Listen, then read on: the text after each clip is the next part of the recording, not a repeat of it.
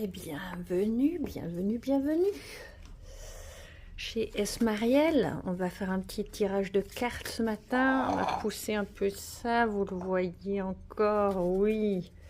Vous savez, c'est quelque chose que j'ai trouvé dans le sud de la France, qui est très très sympathique. C'est un genre de bois de cèdre qu'on met en poudre dans ce petit récipient, et quand on le brûle, ça fait un effet d'encens en fait. C'est très très purificateur. Donc je purifie mon endroit et ça sent la bénédiction, je peux vous dire, c'est vraiment magnifique. Alors, première carte du jour, nous avons la grande prêtresse.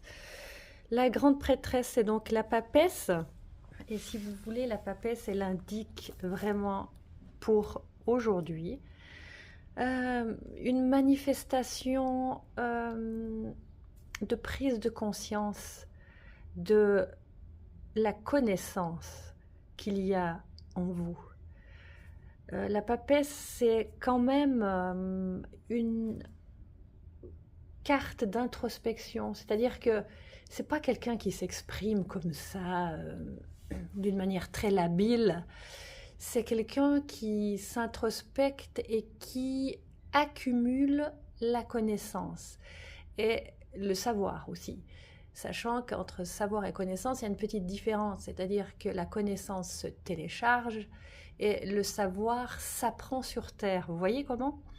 Donc elle a un livre entre les mains, cette grande prêtresse, donc bien sûr qu'elle a besoin de savoir des choses, mais dans un livre, il peut aussi avoir une transmission de connaissances, parce que la connaissance spirituelle, comment fonctionne la vie, elle est aussi transmise par écrit.